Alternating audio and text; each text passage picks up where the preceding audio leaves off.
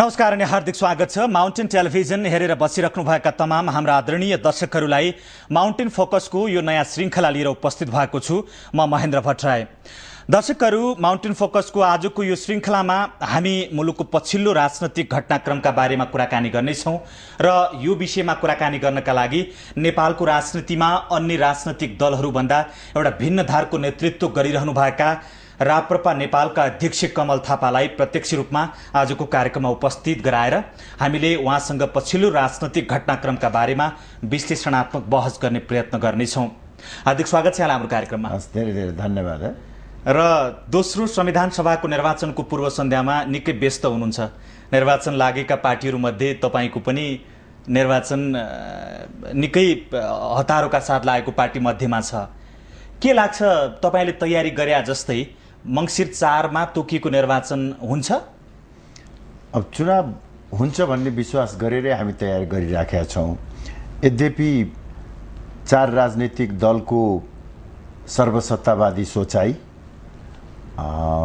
चुनावी मन्त्री परिषदको प्रभावहीन कार्यशैली र सडक सङ्घर्षमा रहेका राजनीतिक दलहरूलाई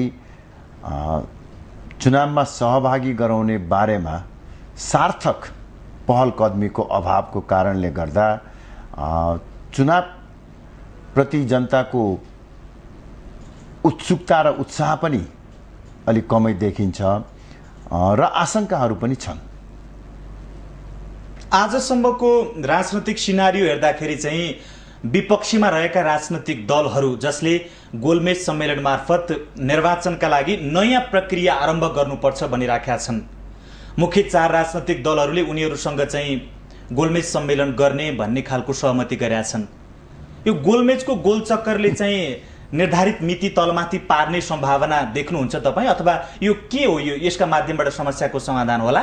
अब यो जुन निर्णय उहाँहरूले हिजो गाई जात्राको दिन गर्नुभयो, यो विवादास्पद र शङ्कास्पद छ। शङ्कास्पद किनभने सर्वदलीय बैठक भन्नुहोस् वा गोलमेज सम्मेलन आधिकारिक रूपमा या त सरकार प्रमुखले बोलाउनु पर्थ्यो वा राष्ट्रपति महोदयले आयोजना गर्नु पर्दछ। तर कुनै वैधानिक हैसियत नै नभएको 4 दलीय सिन्डिकेटले गोलमेज सम्मेलन गर्ने बारेमा जुन निर्णय गरेको छ त्यसले चाहिँ नि थुप्रा आशंकाहरू जन्माइदिएको छ। किनभने यी 4 राजनीतिक दलहरू चुनावप्रति इमान्दार छैनन् भन्ने मेरो सुरुदेखिकै आकलन हो। म अहिले भनेको होइन, म पहिलेदेखि नै भनिराखेको छु कि वास्तवमा यी 4 राजनीतिक दलहरू चुनावप्रति इमान्दार छैनन् र अहिले चुनावलाई सार्नको निमित्त एउटा बहानाको रूपमा यो काम गरियो कि भन्ने एउटा शङ्का देखिएको छ भने अर्कोतर्फ विवादास्पद किनभने अब हिजो सहमति गरे तर दुई पक्षले नै अहिले आजदेखि नै फरक फरक ढङ्गले त्यसको सहमतिको व्याख्या गर्न थालिराखेका छन्।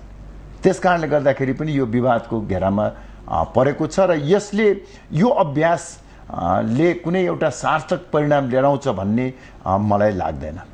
समय व्यतीत त हुने पनि यसका माध्यमबाट निश्चय पनि। अब यसको पछाडि अघि मैले भने जस्तै यदि खोटो नियत छ भने यो अहिलेको चाहिँ बहानालाई बनाएर चुनावलाई पन्छ्याउने फेरि एकपटक षड्यन्त्र हुन सक्छ, जनताको अधिकार खोज्ने दुष्प्रयास हुन सक्दछ। अब त्यो सम्भावनालाई म इन्कार गर्न सक्दिनँ। किनभने अब एक त गोलमेज सम्मेलनै गर्ने हो भने पनि त्यो या त राष्ट्रपति महोदयले वा सरकार प्रमुखले आयोजना गर्नु पर्थ्यो र हतारमा केही दिनभित्रमा नै त्यो काम गरेको भएदेखि त्यसले निकास पनि दिन सक्थ्यो।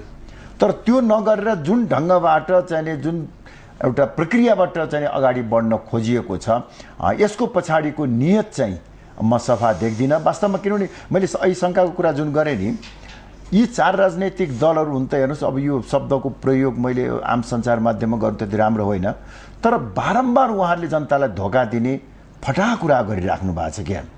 जस्तो अब यसभन्दा अगाडि असाढ भित्रैमा चुनाव हुन्छ, पहिलो हप्ताभित्रमै भनेर उहाँले बारम्बार कुरा गर्नुभयो। तर वास्तविकता के रहेछ भने जब हामीले मन्त्री परिषदका अध्यक्ष खिलराज रेग्मीलाई भेट्न गयौँ, खिलराज रेग्मीले खुलस्त पारिदिनु भयो। उहाँले के भन्नुभयो भनेदेखि यो 4 राजनीतिक दलले मसँग चाहिँ नि सहमति गर्दा र मलाई जिम्मेवारी दिँदा नै मङ्सिरमा चुनाव गराउने सहमति गरेका हुन्। यो बाहिर असारको कुरा त खालि उनीहरूले एउटा पब्लिक कन्जम्सनको लागि, जनतामा आँखामा छारो हाल्नको लागि मात्र भनेका हुन् भनेर भन्नुभएपछि त्यो प्रष्ट भयो। यसरी जनतालाई धोका दिनको निमित्त बारम्बार पल्केका जुन यिनीहरू प्रवृत्ति छ, त्यसले गर्दाखेरि अहिले पनि मलाई चाहिँ के लाग्छ हेर्नुहोस्, अब यो यिनीहरूले चुनावलाई पन्छ्याएर आफ्नो एउटा सर्वसत्तावादी कार्यलाई निरन्तरता दिन सक्दछन्। चुनावको जुन प्रकारको आशा र अपेक्षा गरिएको छ नि, जस्तो पहिलो संविधान सभा जुन 4 वर्षसम्म क्रियाशील भएको थियो, त्यही संरचना, त्यही संख्या र तिनै मुद्दाहरूका बीचबाट अब दोस्रो संविधान सभा बन्दैछ अथवा निर्वाचन हुनेवाला छ। यदि भइहाल्यो भने यो यस्तो प्रकारको अवस्थाबाट बन्ने संविधान सभाबाट नेपाली जनताले फेरि पनि संविधान पाउँछन् भनेर कसरी आशा गर्ने र चुनावका निम्ति उत्साहित हुने? होइन, अब सङ्ख्या चाहिँ वास्तवमा निश्चय पनि यो बढियो। हेर्नुहोस्, यो आवश्यक नै थिएन। अब केही 4 राजनीतिक दलको सिन्डिकेटले आफ्नो स्वार्थ परिपूर्ति गर्नको निमित्त दलीय स्वार्थ को कारणले गर्दाखेरि फेरि पनि त्यो 601 को जम्बो बनाउने निर्णय गरे। तर जहाँसम्म अब आउने संविधान सभाको चुनावबाट बन्ने संविधान सभाले संविधान बनाउन सक्छ कि सक्दैन भन्ने प्रश्न छ। मेरो अलिकति फरक दृष्टिकोण के छ भने हेर्नुहोस्, आउने संविधान सभाले संविधान बनाउन सक्छ भन्ने मलाई विश्वास छ। त्यसको कारण के हो भने नेपाली जनताको सामूहिक विवेक बडो विचित्र छ। हेर्नुहोस्, विगतमा पनि चाहे त्यो 46 सालको परिवर्तन पछाडिको 48 सालको पहिलो चुनावमा होस् वा 62-63 को परिवर्तन पछाडि संविधान सभाको 64 सालमा भएको चुनावमा होस्, जनताले एउटा सामूहिक विवेकको विचित्र ढङ्गबाट अभिव्यक्ति गरेका छन्। र आउने चुनावमा पनि यहाँ अहिले त हुन त अब आम सञ्चार माध्यमले, राजनीतिक दलका नेताहरूले आफ्नो ढङ्गबाट दाबी प्रस्तुत गर्ने, प्रचार प्रसार गर्ने कुरा गरिराखेका छन्। त्यो पहिले पनि हुन्थ्यो, त्यो स्वाभाविक हो। तर नेपाली जनताले जुन कारणले गर्दाखेरि संविधान बन्न सकेन, जुन पात्रहरूको कारणले गर्दाखेरि परिवर्तन संस्थागत हुन सकेन र जुन नीतिको कारणले गर्दाखेरि आज देश सङ्कटको चक्रव्यूहमा फसेको छ, त्यही कारण, त्यही पात्र र त्यही नीतिलाई नै फेरि निरन्तरता दिन्छन् भनेर सोच्नु चाहिँ मलाई लाग्छ जनताको विवेकमाथिको अपमान हो। जनताले नयाँ ढङ्गबाट, अप्रत्याशित किसिमबाट आफ्नो मतको चाहिँ प्रदर्शन गर्दछन्। यो 7 वर्षको गलत राजनीतिक अभ्यासबाट पाठ सिकेर त्यसबाट मुक्तिको निमित्त एउटा नयाँ मार्गचित्रलाई जनताले रोज्नेछन् भन्ने मलाई लाग्छ र त्यस आधारमा चाहिँ म अत्यन्तै विश्वस्त छु। हेर्नुहोस्, त्यो नयाँ मार्गचित्र भने तपाईँले प्रस्तुत गरे मार्गचित्र भन्नुभयो।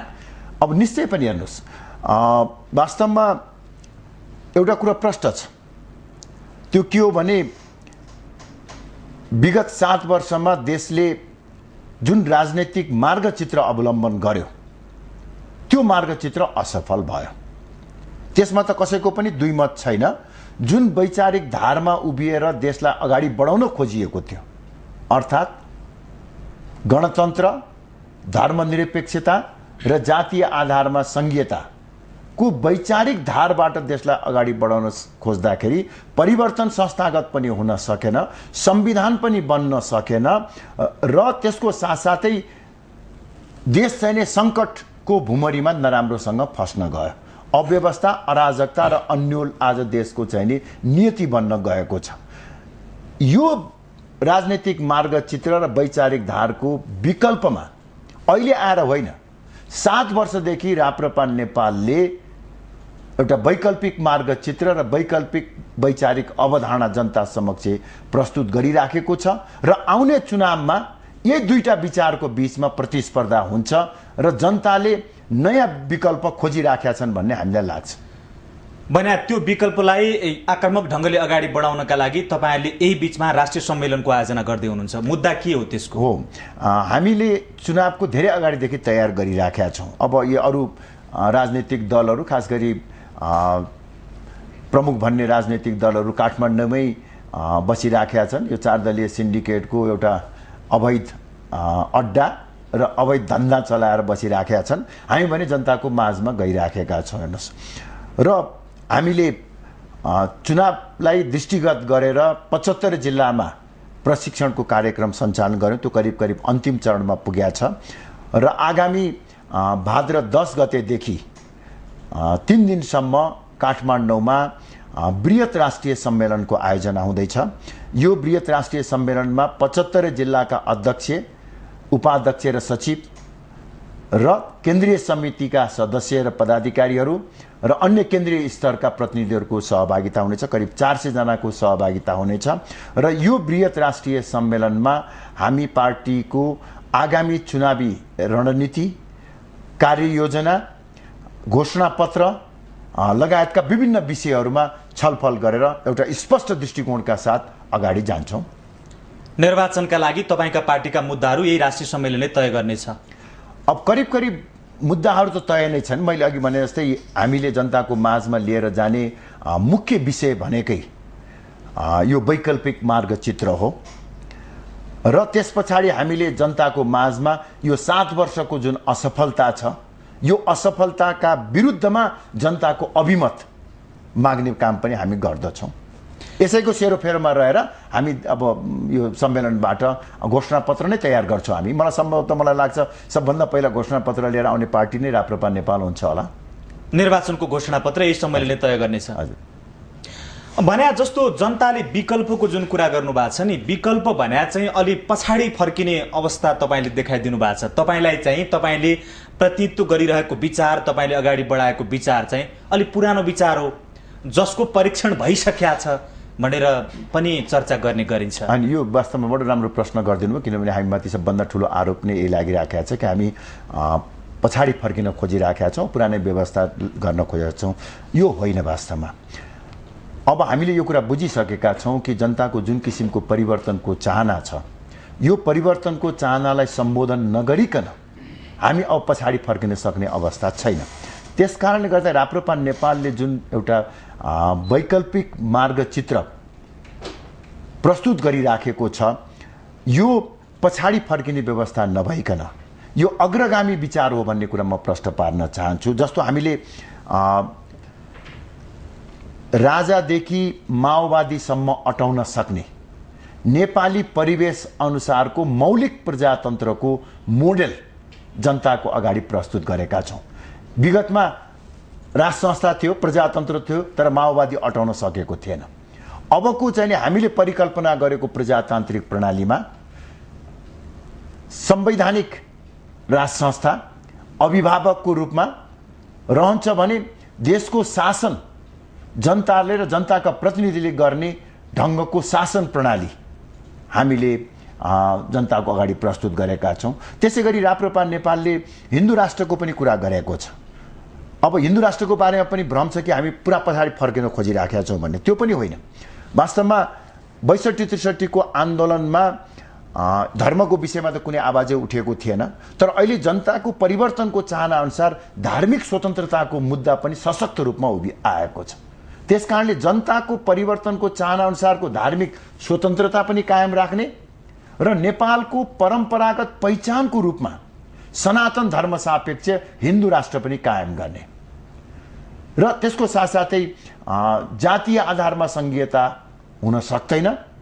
स्थानीय स्वायत्त शासन प्रणाली नेपालको निमित्त उपयुक्त हुन्छ भन्ने यो वैकल्पिक वैचारिक धारमा उभिएर हामीले एउटा प्रजातन्त्रकै नयाँ मोडेल जनताको अगाडि प्रस्तुत गर्न खोजेका छौँ। यो पछाडि फर्किने कुरा होइन। भने चाहिँ अब राज संस्था अथवा राजालाई चाहिँ 62-63 सालको जनआन्दोलन मार्फत त्यो जनबलले विस्थापित गरिसकेका छ र उहाँ एउटा थान्कोमा पुगिसक्नु भएको छ। उहाँलाई ल्याएर फेरि स्थापित गराउने तपाईँको जुन प्रकारको मोडेल छ, यसलाई कसरी नयाँ भन्ने त? होइन, म सबभन्दा पहिला कुरा त यहाँलाई के प्रश्न पारौँ भने हेर्नुहोस्, वास्तवमा यो एउटा चाहिँ नि एउटा मिथ, भ्रम चाहिँ नि आम जनतामा पारिएको छ। यो 5-7 वर्षको बिचमा जुन किसिमबाट एउटा चाहिँ नि बौद्धिक प्रोपोगन्डा चलाइयो, त्यो प्रोपोगन्डाले गर्दाखेरि अहिले जनतामा के परेको छ भने राज संस्था पाखा लागिसकेको, राज संस्था हटिसकेको, फेरि त्यसलाई फर्काउन खोजियो भनिएको छ नि। म यसलाई चाहिँ यहीँनिर के करेक्सन गर्न चाहन्छु भने हेर्नुहोस्, नेपालमा जनताले भोट हालेर राज संस्थालाई पाखा लगाएको पनि होइन, क्रान्ति गरेर राज संस्थालाई भगाएको पनि होइन। एक प्रकारले भन्यो भने षड्यन्त्रपूर्ण तरिकाले राज संस्थालाई पाखा लगाइयो। 62-63 को आन्दोलनमा जे जस्ता किसिमका नाराहरू लागेको भए तापनि त्यो आन्दोलनको अन्त्य दरबार र आन्दोलनकारी शक्तिहरूका बीचमा सम्झौता भएर टुङ्गिएको थियो। त्यो सम्झौताको मूल मर्म भनेकै 47 सालको संविधानमा टेकेर संविधान सभाको चुनाव गर्ने र संविधान सभाबाट नयाँ संविधान बनाउने। त्यो नयाँ संविधानमा राज संस्था राख्ने कि गणतन्त्र राख्ने भन्ने बारेमा निर्णय गर्ने चाहिँ त्यो सम्झौताको स्पिरिट हो।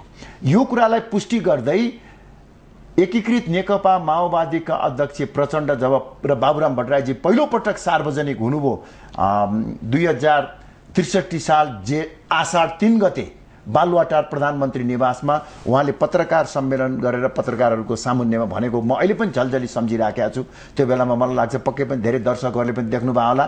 त्यो बाबुरामजी र प्रचण्डजी दुवै एकै खालको चाहिने त्यो खैरो त्यो सफारी सुट लगाएर धेरै नेताहरूसँग बडो ठेलमठेल गरेर बस्नु भएको थियो र त्यहाँ प्रचण्डले भन्नुभएको थियो कि अब चाँडै नै संविधान सभाको चुनाव हुन्छ र त्यो संविधान सभाबाट नयाँ संविधान बन्छ। त्यो नयाँ संविधानमा राज संस्था राख्ने वा गणतन्त्र राख्ने भन्ने बारेमा निर्णय हुन्छ। त्यो कुरालाई राजाले पनि मान्नुपर्छ, हामी पनि मान्छौँ भनेर उहाँले त्यो बेलामा भन्नुभएको रेकर्डमा छ। तर षड्यन्त्रपूर्ण तरिकाले संविधान सभाको चुनाव हुनुभन्दा अगाडि त्यसलाई चाहिँ हटाइयो। मैले खालि यहाँ एकैछिन 1 मिनट म यहाँलाई के निवेदन गर्न चाहन्छु, त्यसरी हटाइयो। वास्तवमा राज संस्था राखेरै संविधान सभाको चुनाव हुनु पर्थ्यो, तर षड्यन्त्रबाट हटाइयो। ठिक छ, एकछिनलाई त्यो चाहिँ पाखा लागेको अवस्था छ। तर गणतन्त्र पनि स्थायी होइन। अहिले जबसम्म नयाँ संविधान बनेर त्यो संस्थागत हुँदैन तबसम्म गणतन्त्र मात्र होइन, धर्मनिरपेक्षता, संघीयता लगायतका सबै विषयहरू अस्थायी विषयहरू हुन्, बहसका विषयहरू हुन् र भोलि चाहिने कुन राख्ने भन्ने कुराको निमित्त यो सबै कुरा खुला छ। त्यस अर्थमा राज संस्था वा राजासहितको प्रजातन्त्र र गणतन्त्रको राजनीतिक हैसियत चाहिँ हो। अहिले अब कुनै न कुनै संविधान त चाहियो। अब 47 सालको संविधानलाई फ्याँक्ने काम भइहाल्यो। अहिले अन्तरिम संविधान बनाइएको छ। यो अन्तरिम संविधान भने त चुनावलाई व्यवस्थित गर्न बनाएको संविधान न हो, अस्थायी संविधान हो। यो अस्थायी कुरालाई लिएर हामीले चाहिँ के भने गइसकेको राज संस्थालाई फेरि फर्काउन खोज्यो भन्ने अर्थ लगाउन हुँदैन भन्ने चाहिँ मेरो भनाइ हो। जो गइसक्नु भएको छ उहाँले त्यो कुरा स्वीकार गरेर हिँडिसक्नु भयो र सम्झौता भएपछि सम्झौताको एउटा हिस्सेदार जो व्यक्ति हुनुहुन्छ आफू त्यहाँबाट पाखा लगाउन तपाईकै शब्द प्रयोग गर्ने हो भने षड्यन्त्रपूर्ण तरिकाले पाखा लाग्ने अवस्थामा त्यो सम्झौताको कुरा किन कोट्याइएन? आज यति पछि आएर तपाईले यो विषय उठाइराख्नु भएको छ। अहिले मात्र हामी त्यही बेला पनि उठाएका हौँ। त्यो बेलामा हाम्रो कुराहरू सुन्ने वातावरणै थिएन, पहिले पनि भनेका थियौँ। अहिले म चाहिँ के प्रश्न पार्न चाहन्छु भने राजाले त्यो जुन विवादास्पद ढङ्ग भएको निर्णयलाई रोक्ने प्रयास गरेको भए देशको अवस्था के हुन्थ्यो अनुमान गर्नुहोस् त। त्यो बेलासम्म राज संस्थाको पक्षमा खुलेर पनि जनता आउन सक्ने स्थिति रहन्थ्यो। नेपाली सेना पनि त्यो बेलामा राजाकै अन्तर्गतमा रहेको थियो। देशमा ठुलो ब्लडसेड हुन सक्थ्यो, रक्तपात हुन सक्थ्यो। त्यस अर्थमा त म हेर्नुहोस् राजा ज्ञानेन्द्रको जुन किसिमको गद्दी त्यागको निर्णय छ, जुन पत्रकार सम्मेलन गरेर जुन शालीनताका साथ राजाबाट दरबारबाट जाने काम भयो, त्यसरी हाँसिकन पत्रकार सम्मेलन गरेर संसारको कुनै पनि इतिहासमा राज संस्थाले छोडेको इतिहास छैन। त्यसैले गर्दाखेरि त्यो तपाईले यसलाई चाहिँ अलि बढी सहज र बडा सामान्य घटनाको रूपमा लिनु भएको छ। जनताको जुन आवाज सडकमा ओर्लिएको थियो नि त्यसको बाध्यता हो भन्ने लाग्दैन यहाँलाई? यो थिएन। हेर्नुहोस्, किनभनेदेखि तपाईँको त्यो आन्दोलनमा पनि त्यो आन्दोलन भारतको राजधानी नयाँ दिल्लीमा भएको 12 बुँदे सम्झौताको आधारमा भएको थियो। त्यो 12 बुँदा सम्झौताको 12वटा बुँदामा गणतन्त्रको ग पनि छैन। एक हो आन्दोलनमा नारा लागेको, त्यो बेला मै गृहमन्त्री थिएँ, मलाई थाहा छ आन्दोलनमा नारा लागेको थियो। किनभने त्यो आन्दोलन वास्तवमा माओवादीले गराएको आन्दोलन हो। काङ्ग्रेस र एमालेको त झन्डा प्रयोग भएको। आन्दोलनको अन्तिम क्षणमा मात्रै काङ्ग्रेस एमालेका नेताहरू सडकमा उत्रिएका हुन्। नभएदेखि माओवादीले नै सञ्चालन गरिराखेका थियो। त्यस कारणले स्वाभाविक रूपले नारा लागेको थियो।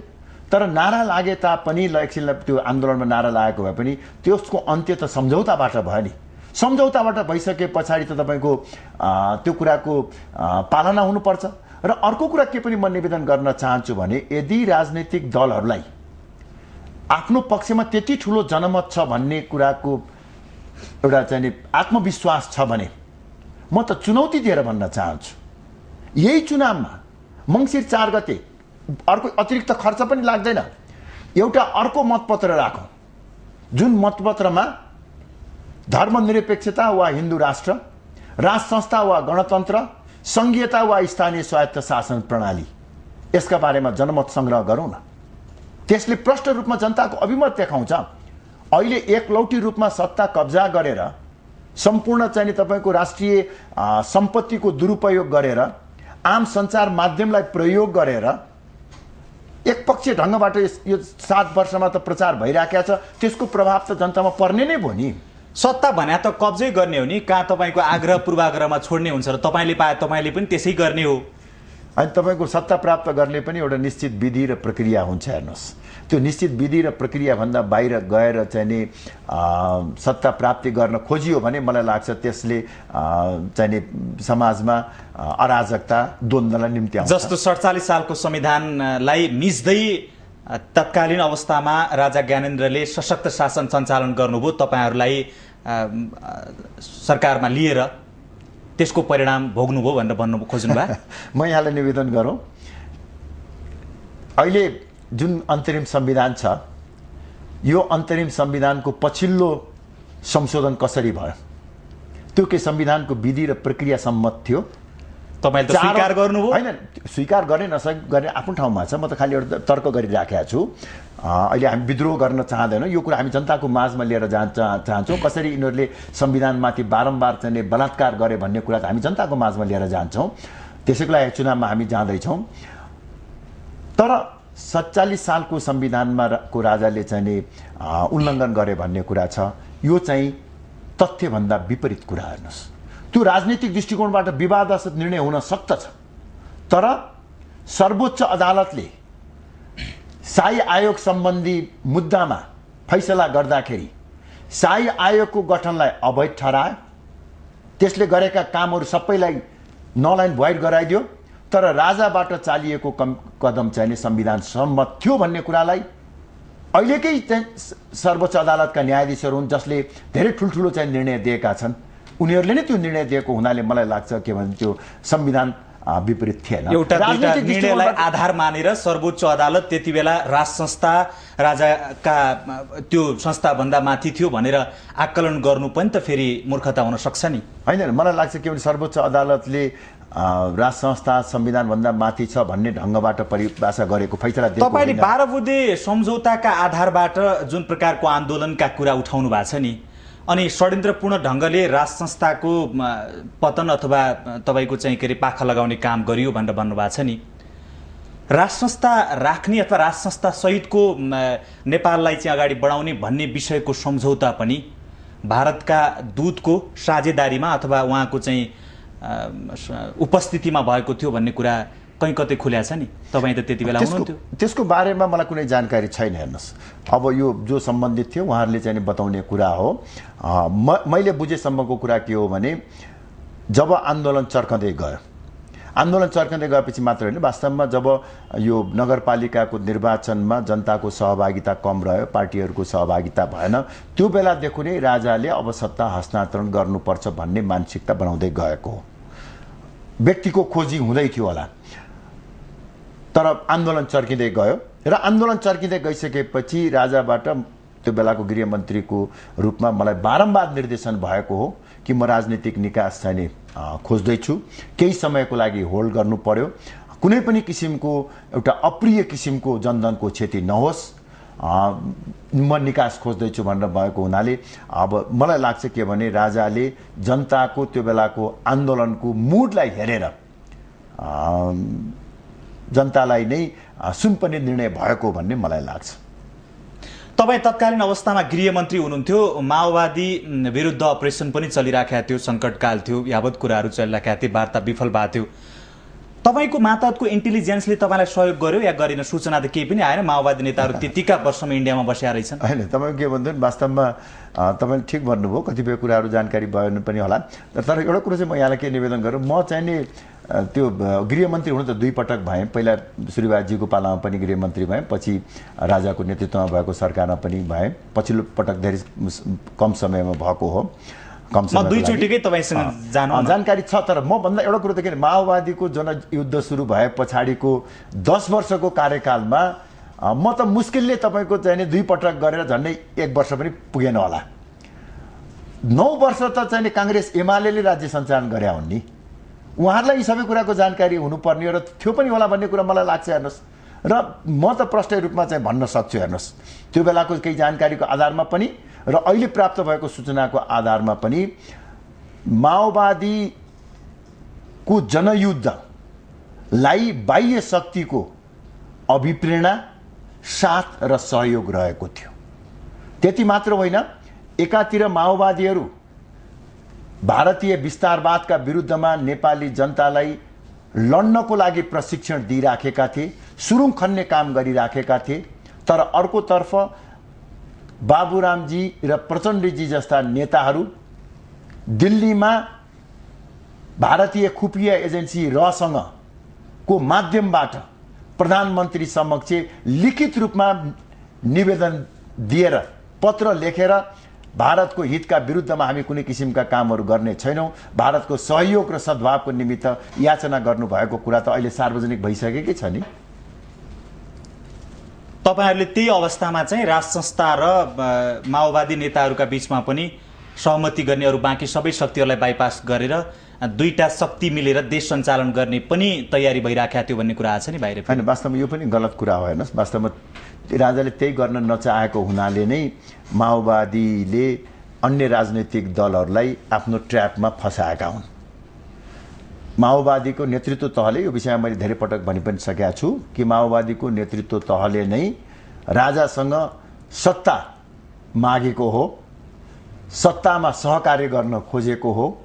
तर अन्य राजनैतिक दल र प्रजातन्त्रलाई निषेध गरेर माओवादीलाई एकलौटी सत्ता दिनको निमित्त राजा तयार नभएपछि उहाँहरूले भारतको बाटो भएर अन्य राजनैतिक दलहरूलाई सहभागी तुल्याएर राज संस्थाको विरुद्धमा आन्दोलन गरेको त हामी देखेकै छौँ नि।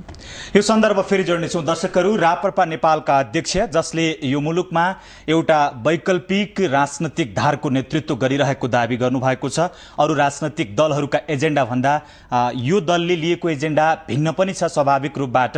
हामीले यो विषयमा चर्चा गऱ्यौँ, फेरि सन्दर्भहरू जोड्नेछौँ। बेला भएको छ छोटो विश्रामको। विश्रामपछि पुनः हार्दिक स्वागत छ। हामी माउन्टेन फोकसमा छौँ र फोकसको आजको यो श्रृङ्खलामा राप्रपा नेपालका अध्यक्ष कमल थापासँग मुलुकको समसामयिक राजनीतिका बारेमा कुराकानी गरिरहेका छौँ र यो विषय पुनः जोड्नेछौँ। पुनः स्वागत छ तपाईँलाई हाम्रो कार्यक्रममा। धन्यवाद। र जस्तो यहाँले हाम्रो अन्तर्वार्ताको सुरुमै अहिलेको सरकारले आफ्नो चाहिँ निष्प्रभाव देखाइराखेको छ अथवा प्रभावपूर्ण काम गर्न सकेका छैन भनेर भन्नुभएको छ। तपाईँ अहिलेको यो सरकारको हिसाबबाट हेर्दा तपाईँको पार्टी अथवा तपाईँ चाहिँ सत्ता पक्ष कि विपक्षी? अब अहिले त सबै विपक्षी नै भयो नि। खास गरी अब राप्रपा नेपाल त झन् विपक्षमै रहने भयो नि।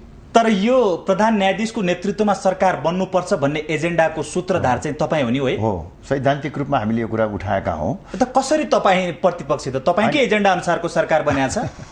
विचार हाम्रो हो, तर यो विचारलाई 4 राजनीतिक दलले सर्वसत्तावादी ढङ्गबाट अन्य सबै राजनीतिक दललाई निषेध गरेर एकपक्षीय ढङ्गबाट जुन निर्णय लाद्ने काम गरे, त्यसले गर्दाखेरि आज यत्रो ठुलो विवाद भएको कारण पनि त्यही हो। हेर्नुहोस्, वास्तवमा हामीलाई पनि चित्त बुझेको छैन जुन प्रक्रियाबाट, जुन विधिबाट यो संविधानमा संशोधन गरियो, सरकारको निर्माण गरियो, संवैधानिक अङ्गहरूमा नियुक्ति गरियो, त्यसमा हाम्रो ठुलो आपत्ति छ, मौलिक मतभेद छ।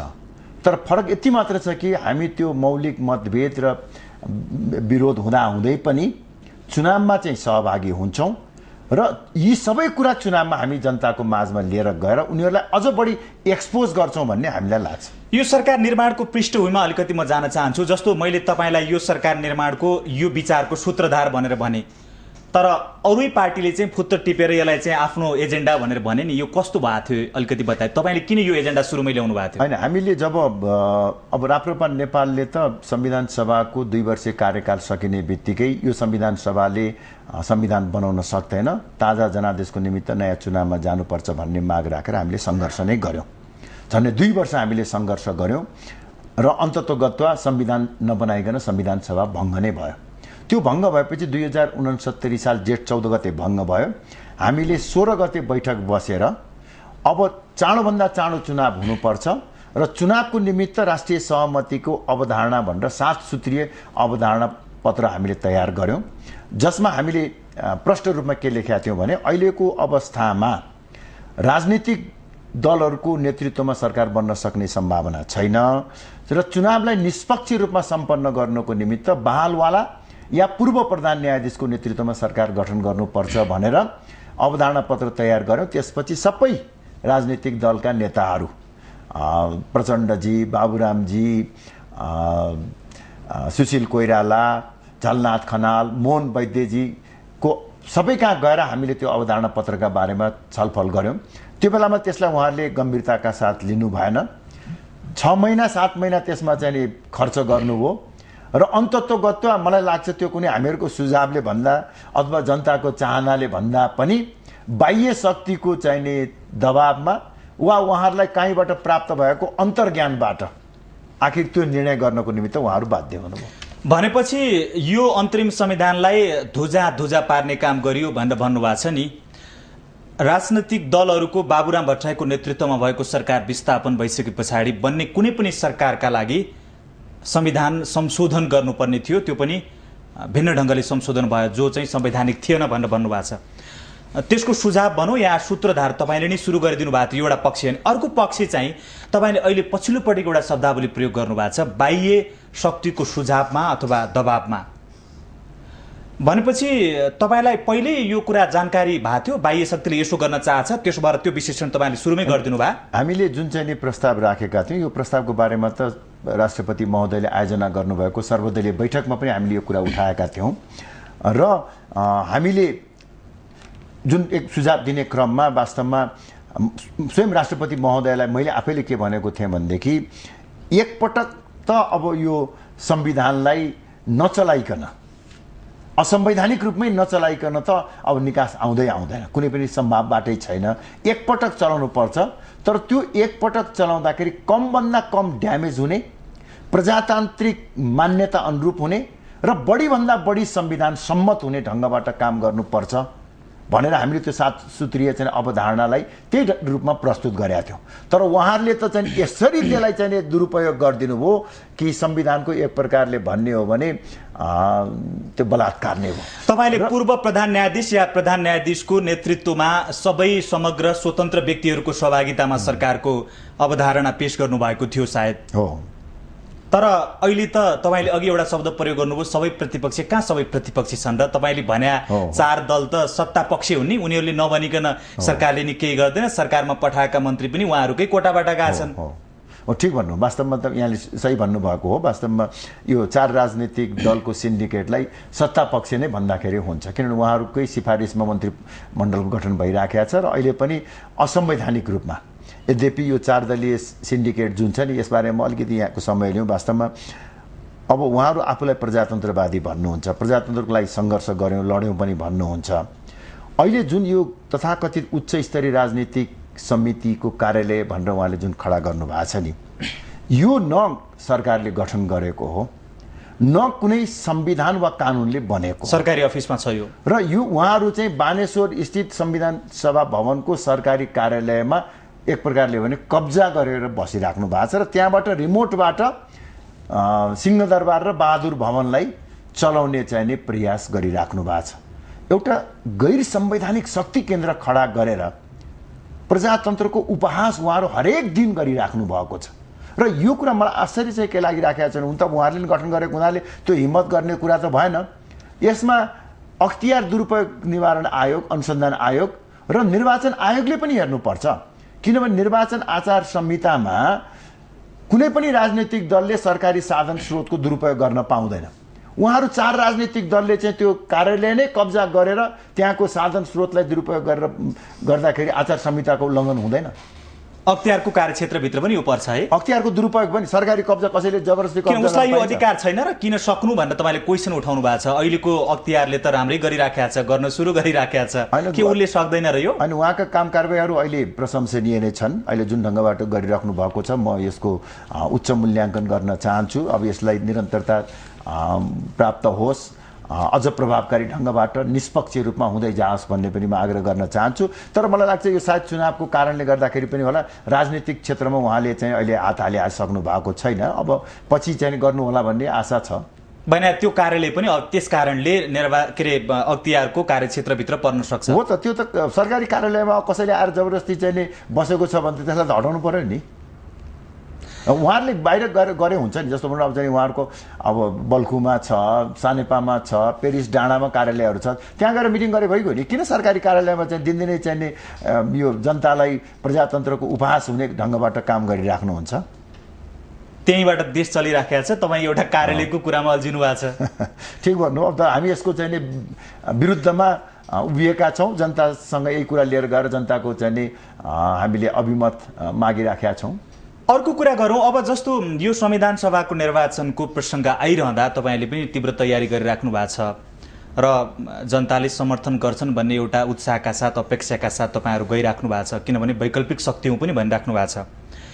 अघिल्लो संविधान सभाभित्र संविधान नबन्नुको मुख्य कारण भने चाहिँ हाम्रो देशको माटो सुहाउँदो, यहाँको वातावरण सुहाउँदो, यहाँको चाहिँ व्यावहारिकता सुहाउँदो सङ्घीयता नभएका कारणले हो। सङ्घीयता आवश्यक छ छैन भन्ने विषयमा पनि जनताको मत लिन आवश्यक छ भन्ने कुरा आइराखेको छ। तपाईँको पार्टी चाहिँ सङ्घीयताको मामलामा चाहिँ के दलिल राख्दछ? म पहिले एउटा कुरा त के स्पष्ट पारौँ भने, वास्तवमा यहाँले भन्नुभयो जस्तै संविधान बन्न नसक्नुमा एउटा प्रमुख कारण संहिता सम्बन्धी विवाद पनि हो। किनभने यो जनताको अभिमत बिना नै आफ्नो पार्टीको स्वार्थका निमित्त लादिएको एजेन्डा थियो र यसभित्रको अन्तर्विरोधको कारणले गर्दाखेरि जुन किसिमबाट एउटा चाहिँ जातीय साम्प्रदायिक भावनालाई भड्काउने काम हो र त्यसलाई समायोजन गर्न सक्ने क्षमता नेताहरूमा थिँदा पनि थिएन। त्यसकारणले गर्दा संविधान बन्न सकेन। जहाँसम्म राप्रपा नेपालको सङ्घीयतासँग सम्बन्धित विषयमा के धारणा हो भन्ने प्रश्न छ, म के निवेदन गरौँ भनेदेखि सङ्घीयता राप्रपा नेपालको एजेन्डा होइन। वास्तवमा यो एजेन्डा त अरू पार्टीको पनि थिएन, अझ काङ्ग्रेस र एमालेको त थिँदै थिएन भन्दा पनि हुन्छ। अलि अगाडि माओवादीले लिएर आएको हो। वास्तवमा यो पनि एक प्रकारले भन्यो भने आयातित एजेन्डा नै हो। राप्रपा नेपालको चाहिँ सङ्घीयता एजेन्डा होइन। तर अब राप्रपा नेपालको एजेन्डा नभए तापनि यो राष्ट्रिय कार्यसूचीमा त परिसकेका छ। हाम्रो मात्रै एजेन्डामा छलफल हुने त होइन, अरूको एजेन्डा पनि आउँछन्। त्यसरी एजेन्डा आएको अवस्थामा हामी निश्चित रूपले मुलुकको बृहत्तर हितलाई मध्यनजर राखेर एउटा सहमतिमा र सम्झौतामा जाने ढङ्गको लचकता देखाउन सक्छौँ भन्ने हामीलाई लाग्छ।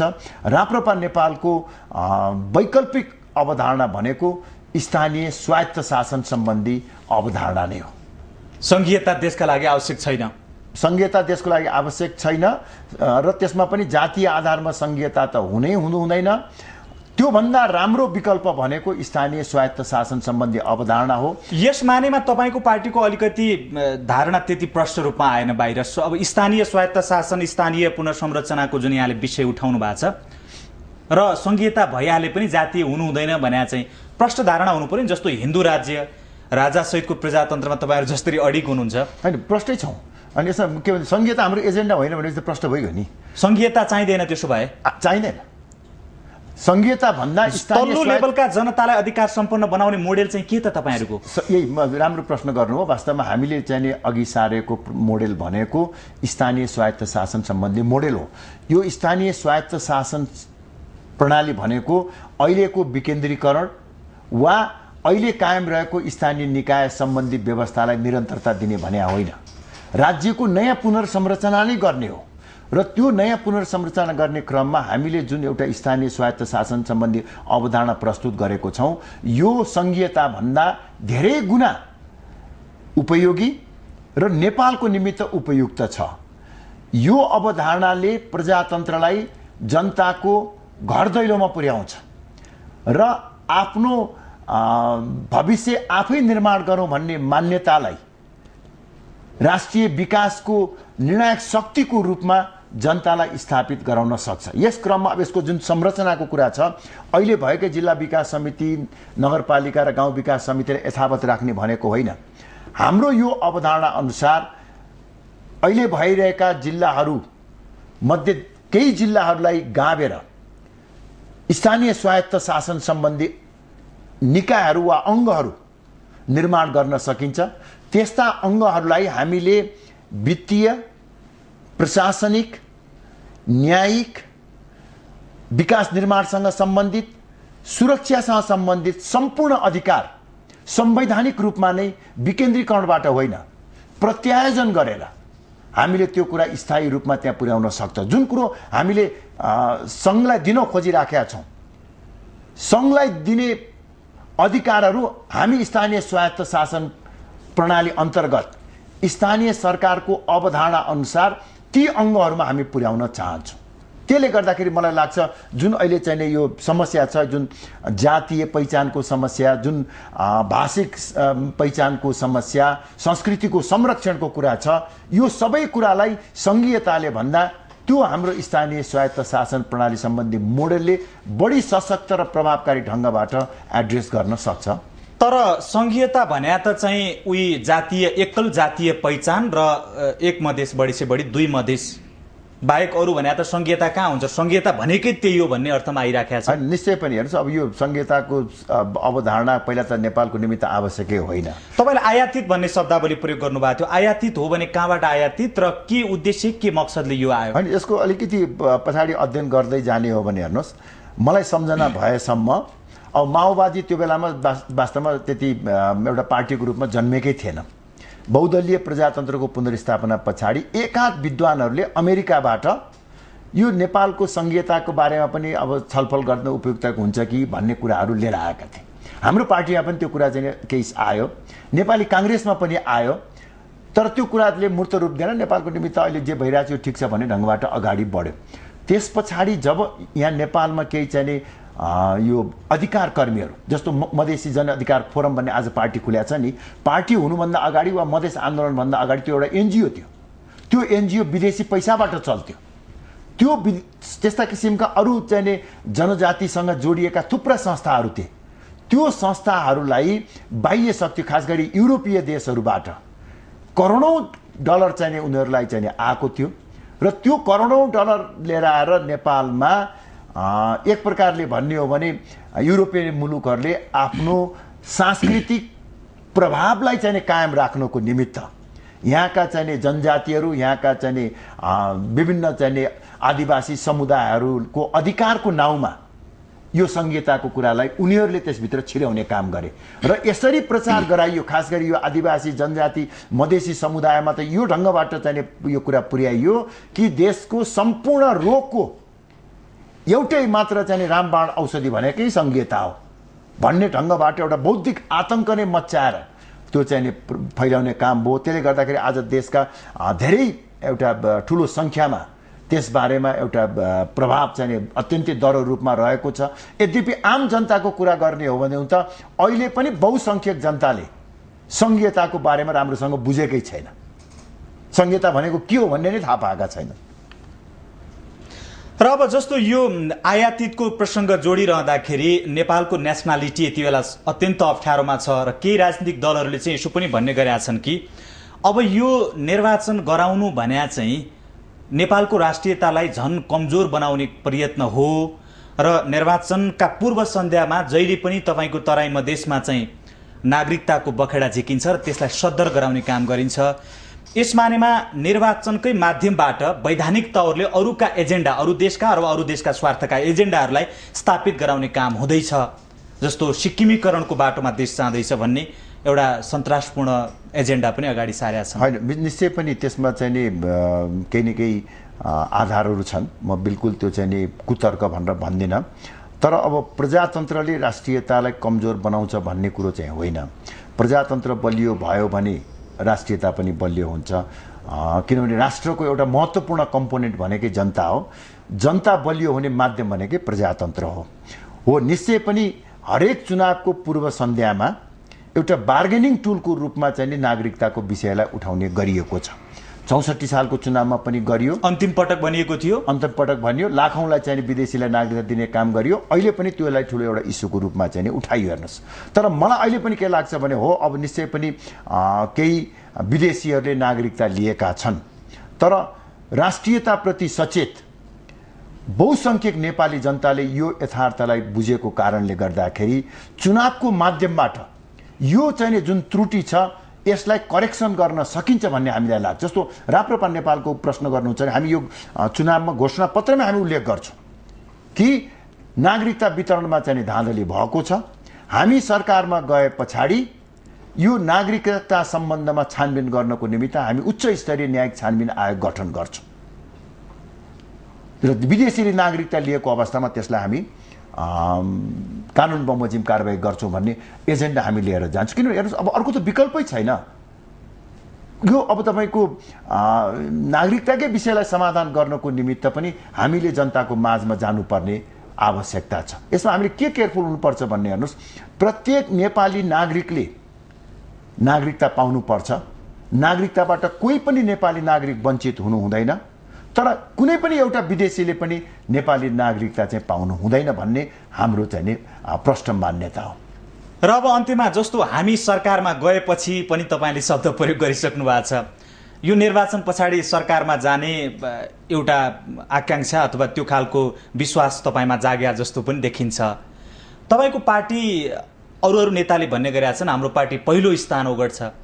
यो निर्वाचनमा तपाईँको पार्टीको स्थान के हुन्छ? हेर्नुहोस्, अब वास्तवमा यो 7 वर्षको नेपालको राष्ट्रिय राजनीतिमा राप्रपा नेपाल एक्लो वैचारिक प्रतिपक्ष हो, अरू सबै संस्थापन पक्ष हुन्। त्यो संस्थापन पक्ष सामूहिक र अलग अलग रूपमा पनि असफल भएको अवस्थामा स्वाभाविक रूपले जनताले मौका दिने भनेको प्रतिपक्षलाई नै हो। र त्यसको साथसाथै हामीले जुन एजेन्डा बोकेर हिँडेका छौँ त्यसको सशक्तताको पनि आधार छ। 7 वर्षका अन्य राजनैतिक दलहरूको असफलता पनि छ।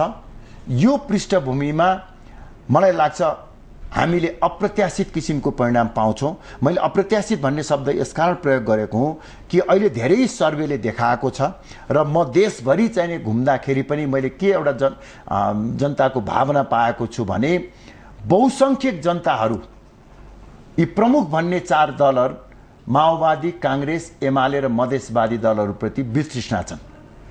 उनीहरूबाट पर हटेका छन्, विकल्प खोजिराखेका छन्। विकल्प को भन्ने कुरा चाहिँ उनीहरूले निर्णय गरिसकेका छैन। राप्रपा नेपाललाई आशाको नजरले एउटा विकल्प हुन सक्छ कि भनेर हेरिराखेका छन्।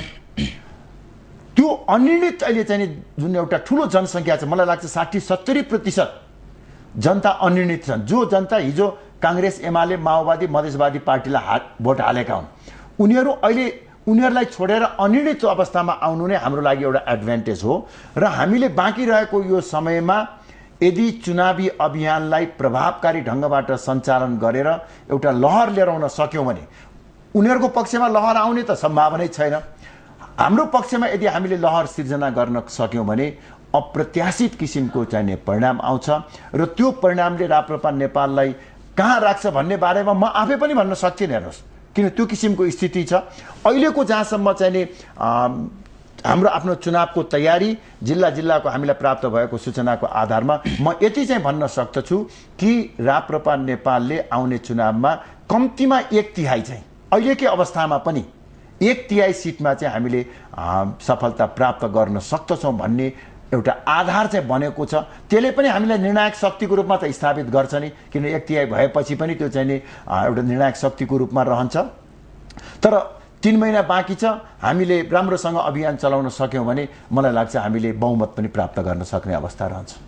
समय सकिसकेको छ, तर एउटा प्रश्न सोध्न अलिक खसखस लाग्यो, तपाईँलाई सोधिहालौँ यो कार्यक्रमको अन्त्यमा। पूर्व राजा ज्ञानेन्द्र शाहसँग तपाईँको पार्टीको अलिखित सहकार्य छ भनेर भनिन्छ। तपाईको पार्टीको उहाँ के संरक्षक हुनुहुन्छ या कस्तो प्रकारको सहकार्य छ तपाईहरुका बीचमा? किनभने उहाँका सबैजसो भ्रमणहरूको आयोजना राप्रपा नेपालले गरिरहेको त्यसकै ब्यानरमा हुने गरिरहेछ, तिनकै नेताहरू सक्रिय हुने गरिरहेछन् जिल्ला जिल्लामा। केही पनि छैन भनेर तपाईँ कसरी उम्किन सक्नु होला र? के भने राप्रपा नेपालको ब्यानरमा त कहीँ पनि भएको पनि छैन, हामीले आफ्नो झण्डाहरूको प्रयोग पनि गर्दैनौँ। सबै निश्चय तपाईँकै नेताको संयोजकत्वमा त्यहाँ स्वागतहरूको सबै खालको व्यवस्था हुने गरिरहेछ। अनि स्वाभाविक हो नि, अब जस्तो हेटौँडामा चाहिँ राजाको भ्रमण हुँदाखेरि म आफै गएको थिएँ नि, त्यसकारणले गर्दाखेरि त्यो चाहिँ त स्वाभाविक हो। केही छैन भनेर भन्दै आउनु भएको छ अगाडि चाहिँ राज संस्थाप्रति आस्था राख्ने पार्टी भएको हुनाले राजाको भ्रमणको क्रममा राजालाई स्वागत गर्नको निमित्त उपस्थित हुनु यो त्यो एउटा बिल्कुल स्वाभाविक कार्य हो। र त्यसको साथसाथै के प्रश्न पाउँछु भने जहाँसम्म राज संस्थासँग वा राजासँग राप्रपा नेपालको सम्बन्धको कुरा छ, यो बिल्कुल सैद्धान्तिक सम्बन्ध मात्र हो। जसरी विगतमा काङ्ग्रेस एमाले लगायतका राजनीतिक दलहरूको राज संस्थासँग जुन किसिमको सम्बन्ध छ उहाँहरूले विच्छेद गर्नुभएको छ, अहिले हामीले त्यसलाई निरन्तरता दिइराखेका छौँ। र हामी के पनि मान्यतामा विश्वास गर्दछौँ भने राजा भनेको कुनै एउटा पार्टी वा राजनीतिभन्दा माथि उठेको साझा संस्था हुनुपर्छ। यो मान्यतामा विश्वास गर्ने पार्टी भएको हुँदा राजालाई एकलौटी रूपमा मोनोपोलाइज गर्ने काम हामी गर्न। तर उहाँ अहिले मुख्य खेलको यो मैदानभन्दा बाहिर हुनुहुन्छ र उहाँलाई यो सेन्टरमा ल्याउनका लागि त्यस्तो एउटा शक्तिको खाँचो पनि छ। उहाँमा जहाँ जहाँ जानुहुन्छ जुन प्रकारको जनलहर अथवा जनउभार उहाँका प्रति देखिराखेका छ। तपाईँले अघि अप्रत्याशित नतिजाको जुन कुरा गर्नुभएको छ, त्यो अप्रत्याशित नतिजा ल्याउन र उहाँको मुद्दा छ उहाँलाई स्थापित गराउने पुनः मुद्दा जुन तपाईँले बोक्नु भएको छ, सैद्धान्तिक सहमति भइसके पछाडि त त्यो जनउभार तपाईँका मत पेटिकामा पुर्याउनका लागि उहाँको भूमिका त हुने नै भयो नि, होइन? अनि अब त्यसको लागि त हामीले नै मेहनत गर्नुपर्छ। हेर्नुहोस्, वास्तवमा जनतामा जुन किसिमको उभार देखिएको छ, जनतामा जुन किसिमको एउटा आकर्षण देखिराखेको छ, अहिले हाम्रो चुनौती भनेकै त्यो जनतामा देखिएको उभार र आकर्षणलाई भोटमा परिणत गर्ने, यो नै हाम्रो सबभन्दा ठुलो चुनौती हो। हेर्नुहोस्, वास्तवमा राप्रपा नेपालले लिएको जुन एजेन्डा छ, एउटा राजासहितको प्रजातन्त्रको एजेन्डा, यसमा कसैले आपत्ति गर्नुपर्ने कुरा छैन। हामीले राजा मात्र लिएर आउने भनेको कुरा होइन, राजासहितको प्रजातन्त्र जहाँ माओवादीहरू पनि अटाउन सक्छन्। अर्को हिन्दू राष्ट्रको कुरा हेर्नुहोस्, नेपालमा 81% हिन्दूहरू छन्, 9% बुद्ध धर्म मान्नेहरू छन्, 3% किराँत धर्म मान्नेहरू छन्। यो सबै सनातन र ओमकार परिवारका सदस्यहरू हुन्। 94% छन्। यो 94% जनताको आस्था, परम्परा र विश्वासमाथि अहिले आक्रमण भइराखेको छ र यसको रक्षा हुनुपर्छ भन्ने आवाज उठाउने पार्टी राप्रपा नेपाल मात्रै भएको हुँदाखेरि यो 94% जनताको भावनालाई अहिले हामी प्रतिनिधित्व गरिराखेका छौँ। त्यसै गरी हेर्नुहोस्, जातीय आधारमा संहिता हुनु हुँदैन भन्नेमा मलाई लाग्छ चाहिँ जनताको धेरै ठुलो प्रतिशत जनता त्यो धारणा राख्छन् कि जातीय आधारमा हुनु हुँदैन भन्ने। जातीय आधारमा हुनु हुँदैन भन्ने कुराको ओकालत गर्ने पार्टी राप्रपा नेपाल भएको हुँदा जनताको धेरै ठुलो प्रतिशत हामीप्रति आकर्षित छ। त्यो आकर्षणलाई भोटमा परिणत गर्नको निमित्त अहिले हामी युद्ध स्तरमा तयार गरिराखेका छौँ। हामीले आम जनतालाई पनि भनेका छौँ कि यो अन्तिम अवसर हो।